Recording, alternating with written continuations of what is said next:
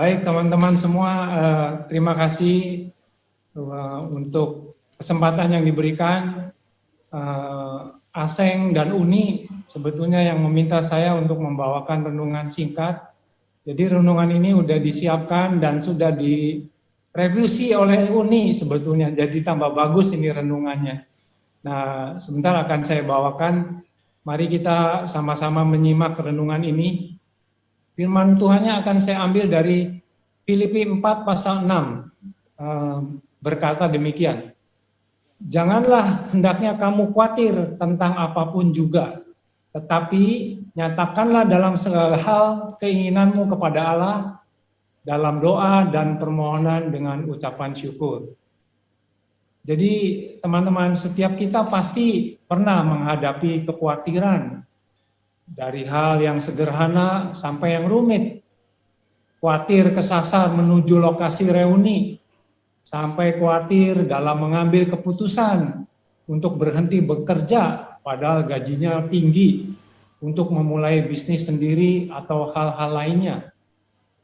Tuhan Yesus dalam bagian khotbahnya di bukit di Matius 6 mendefinisikan kekhawatiran yang fokusnya untuk diri sendiri sebetulnya. Jadi dia sebetulnya melarang untuk kita khawatir, yaitu khawatir akan hidup kita, akan apa yang hendak kita makan, dan apa yang hendak kita pakai. Khawatir yang fokus kepada diri sendiri yang tadi saya sudah katakan. Kekhawatiran sedemikian berbahaya sehingga orang yang melakukannya disamakan dengan orang yang tidak mengenal Allah. Itu ada ayatnya di Matius 6 ayat 32. Karena orang yang khawatir seolah-olah tidak percaya bahwa Tuhan berdaulat dan mengatur segala sesuatu untuk kebaikan orang-orang yang takut kepadanya. Dengan kata lain, seorang yang khawatir adalah seorang yang lebih percaya terhadap kemampuan diri sendiri dalam mengatur segala sesuatu dan tidak mau menyerahkan masalahnya kepada Allah yang berdaulat. 3 hal yang terjadi pada jemaat Filipi akibat kekhawatiran. Pertama, kekhawatiran menghambat pertumbuhan rohani. Orang yang terus khawatir tidak akan memiliki waktu merenungkan firman Tuhan. Ia akan sulit mengaplikasikan firman di dalam hidupnya. Dan bila ini terjadi, rohaninya akan sulit bertumbuh. Kedua, kekhawatiran merampas sukacita. Orang yang tidak memiliki sukacita tidak akan menjadi saksi Kristus yang efektif di tengah dunia yang penuh ketidakpastian ini, teman-teman semua. Dan ketiga, kekhawatiran menghambat kita untuk melayani dan mengasihi.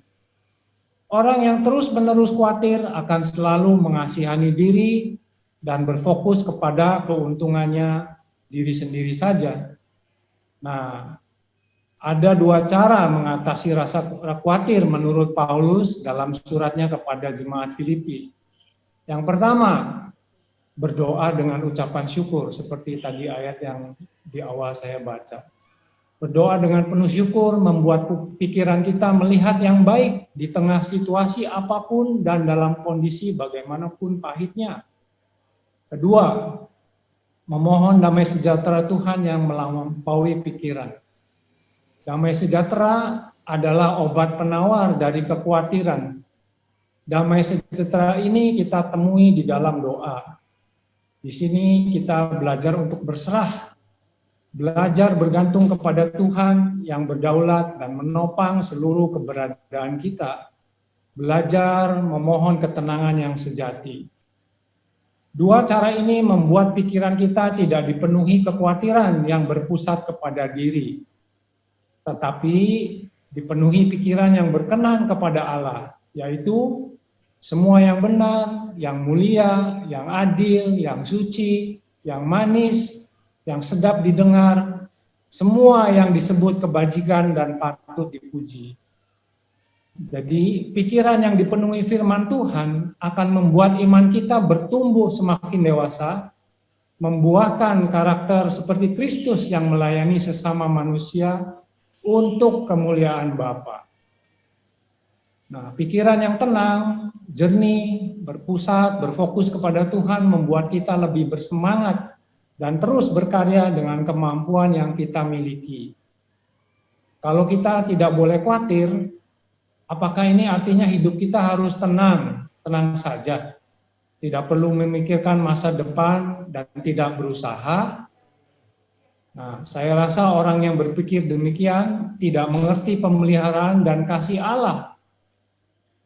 Janganlah kamu khawatir di sini, bukan berarti kita seperti orang yang kebal masalah hidup, atau orang yang cuek sambil mengatakan, don't worry, nikmati aja hidup ini, nggak usah khawatir lah. Nah, ketenangan seperti ini bukanlah ketenangan yang Tuhan ajarkan. Ketenangan seperti ini hanyalah buah dari sikap hati manusia yang tidak peduli akan tanggung jawabnya sebagai ciptaan Allah. Jadi bagaimana? Jangan hendaknya kamu khawatir, kata Tuhan Yesus, tetapi kita diminta tetap memikirkan masa depan dengan segala kekhawatirannya. Kita harus memikirkan hidup ini supaya kita bertanggung jawab sebagai ciptaan Allah Bapa. Menurut hemat saya, ada kekhawatiran yang berlebihan dan ada kekhawatiran yang bertanggung jawab. Saya sebut khawatir yang berlebihan itu adalah khawatir yang negatif, dan khawatir yang bertanggung jawab adalah khawatir yang positif.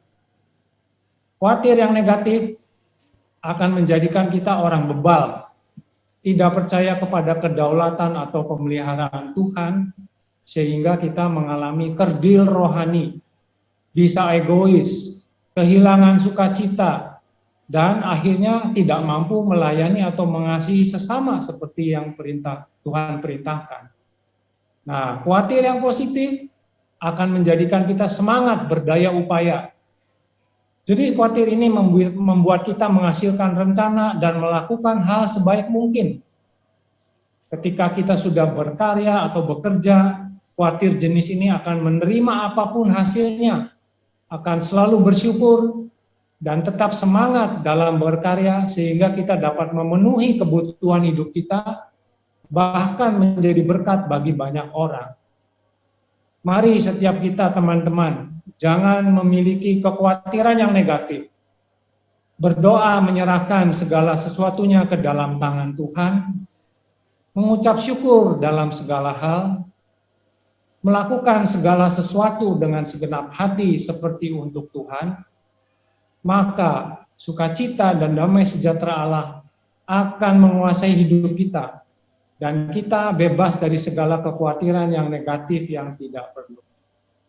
Tuhan Yesus Kristus memberkati setiap kita. Amin. Ya, terima kasih Om Mencau. Ya, terima kasih Om Mencau buat renungannya. Boleh tepuk tangan dulu Bapak Ibu sekalian. Sebuah pesan yang memang harus kita simpan di dalam hati dan juga dipraktekkan. Jangan terlalu khawatir berlebihan, begitu ya.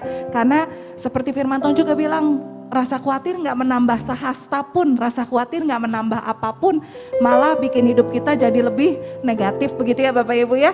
Kita mau mulai.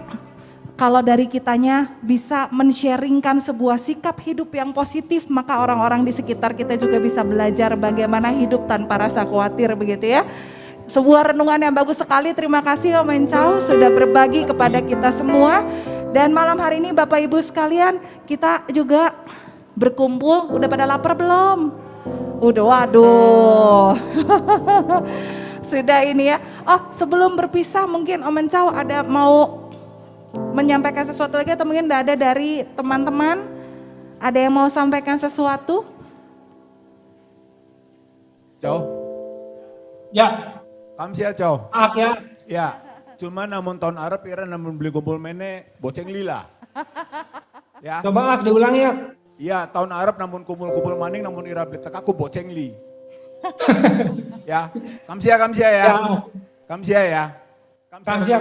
Mencau pengennya sebenarnya anak ningkana bareng-bareng bari batu, tapi memang beli berkehendak, Tuhan tidak berkehendak, jadi durung bisa. Usahakan bukan hanya tahun depan, tapi amun anak kumpul-kumpul cilik, mangan bareng apa, kita pengen hadir, pengen bisa Ajak kumpul kalian bareng. undang kita mangan-mangan ya. Oke. Terima Yo, kasih, kamsia ya, Tuhan kamsia ya, memberkati. kamsia. Terima Oke. kasih Om Mencau sekali lagi juga untuk Kasih. panitia, terima kasih.